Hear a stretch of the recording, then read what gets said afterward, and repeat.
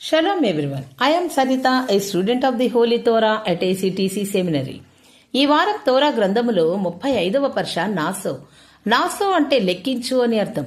Seifert తోరానందు ఇది 35వ పర్ష.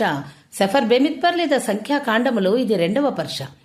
ఈ పర్ష యొక్క 7వ అలియా వాక్య భాగములు సెఫర్ బెమిత్పర్ లేదా సంఖ్యాకాండము 7వ అధ్యాయము 72వ వచనము నుండి 89వ వచనం వరకు.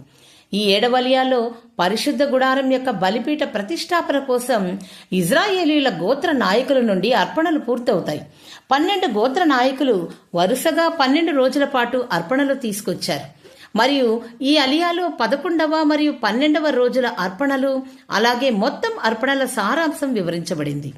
అషేరు మరియు నఫ్తాలి గోత్రాల నాయకులు ఒక్కొక్కరు ఒక వెండి గిన్నె 130 షెకెల్స్ బరువు గలది, ఒక వెండి గంగాళం 70 షెకెల్స్ బరువు గలది, ఒక బంగారు గిన్నె 10 షెకెల్స్ ధూపంతో నిండినది మరియు వివిధ జంతు బలులను, ఒక ఎద్దు, ఒక పొట్టేలు, ఒక గొర్రెపిల్ల మరియు 5 మేకలు, 5 గొర్రెలు, 5 గొర్రెపిల్లలు అర్పించారు.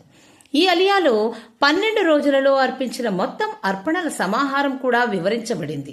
12 వెండి గిన్నెలు, 12 వెండి గంగాళాలు, 12 బంగారు గిన్నెలు మరియు పలు జంతు బలులు. అదనంగా మోషే గుడారంలోకి ప్రవేశించినప్పుడు ఎలోహిం అతనితో సన్నిధి గుడారంలోని కరుణాసనం నుండి మాట్లాడాడు. ఇది ఎలోహిం సన్నిధానం మరియు ఇజ్రాయేలీలతో ఆయన ఒడంబడికను సూచిస్తుంది. ఈ అర్పణలు ఇజ్రాయేలీల గోత్రాల ఐక్యతను, గుడారం యొక్క ఆధ్యాత్మిక ప్రాముఖ్యతను మరియు ఎలోహిం సేవ పట్ల వారి అంకిత భావాన్ని నొక్కి చెబుతాయని ఈ అలియా వివరిస్తుంది. ఇలాంటి మరిన్ని తోరా పాఠాలను తెలుసుకున్నటకు మా యూట్యూబ్ ఛానల్ను సబ్స్క్రైబ్ చేయండి. షలోమ్ లెహిత్రోత్.